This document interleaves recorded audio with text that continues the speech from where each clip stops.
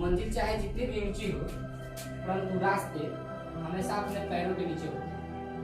सभी विद्यार्थियों से आग्रह है कि आप लोग इस बात को ध्यान में रखकर और अच्छे से तैयारी करें एग्जाम का, और बहुत आगे आप लोग।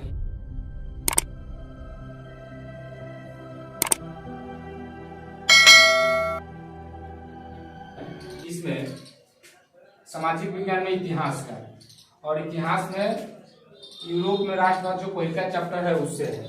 आज समरणीय तत्व के बारे में बताएंगे और फिर अगला वीडियो में आप लोगों को ऑब्जेक्टिव इसका मिलेगा।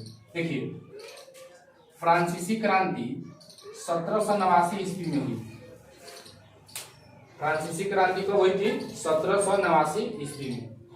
फिर आगे देखिएगा, 17 जुलाई 1789 ईस्वी को वास्टिल कारागृह का पतन हुआ। यहीं से क्रांति का नाद बजा था। आज भी 14 जुलाई का दिन फ्रांस में राष्ट्रीय दिवस के रूप में मनाया जाता है। देखिए, 14 जुलाई 1789, डेट को याद रखना है, बस डेट याद रहेगा आपका ऑब्जेक्टिव क्लियर होते चलेगा। देखिए, 14 जुलाई 1789 ईस्वी को वास्टिल कारागृह का पतन हुआ था। अब यहाँ पर क्वेश्चन पूछेगा कि वास्टिल कारागृह का पतन कब हुआ था? 14 जुलाई 1789 ईस्वी को। फिर यहीं से क्रांति का नाद बजा था, मतलब क्रांति यहीं से स्टार्ट हुआ था। फिर आगे देखिए, आज भी 14 जुलाई का दिन फ्रांस में राष्ट्रीय दिवस के रूप में मनाया जाता है। फिर आगे देखिए, 1797 ईस्वी में नेपोलियन ने इटली पर हमला किया, और इटली पर हमला कब किया गया था? 1797 ईस्वी में। कौन किया था? नेपोलियन किया था। और यहीं से नेपोलियाई युद्धों की शुरुआत हुई, और यहीं से नेपोलियाई युद्ध का शुरुआत हुआ। फिर आगे देखिएगा, 1814 या 15, इसको हम बोल सकते हैं 1814 में या 15 में नेपोलियन का पतन तथा वियना क्रांति संधि हुई, और यहीं से 1814-15 के लगभग में नेपोलियन का पतन हो गया था। ठीक, और यहाँ से वियना शांति संधि हुई। फिर देखिए आगे, इंग्लैंड में औद्योगिकरण 18वीं सदी के दूसरे भाग में आरंभ हुआ, लेकिन फ्रांस और जर्मनी के कुछ हिस्सों में यह 19वीं सदी के दौरान हुआ। देखिए, इंग्लैंड में औद्योगिकरण 18वीं सदी के दूसरे भाग में आरंभ हुआ, 18वीं सदी के दूसरे भाग में आरंभ हुआ।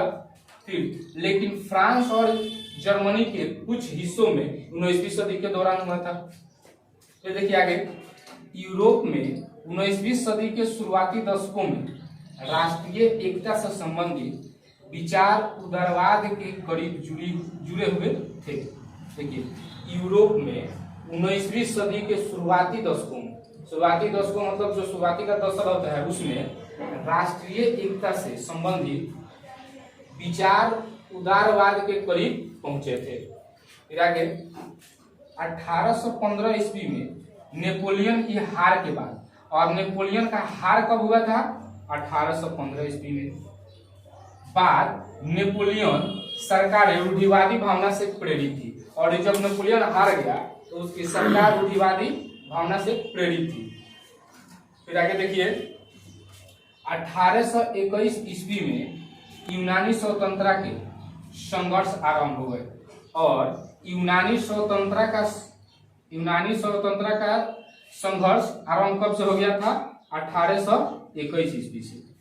फिर देखिए, 1832 को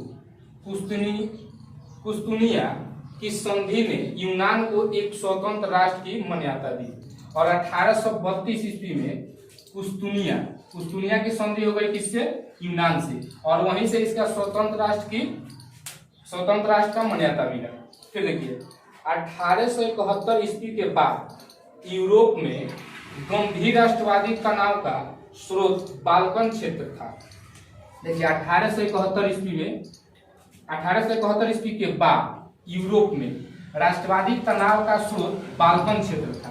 बाल्कन क्षेत्र था, याद रखिएगा।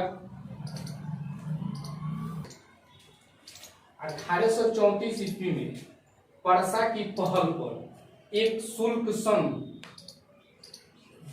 जालवेराइन स्थापित किया गया, जिसमें अधिकांश जर्मन राज्य शामिल थे, और इसमें अधिकांश जर्मन राज्य क्या थे, शामिल थे। और देखिए आप लोग का ये फर्स्ट चैप्टर का राष्ट्रवादी, यूरोप में राष्ट्रवाद से था, ये सब समरणीय तक। अगला वीडियो में आप लोग को इसका ऑब्जेक्टिव क्वेश्चन दिया जाएगा यूरोप में राष्ट्रवाद से।